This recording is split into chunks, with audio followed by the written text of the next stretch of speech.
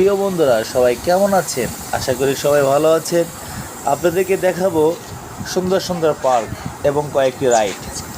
আমরা যারা চাকরি করি বা যারা কর্মস্থলে থাকি, আমরা সবাই নিজের ফ্যামিলির প্রতি, নিজের পরিবারের প্রতি অমনোযোগী এবং খেয়াল রাখি না।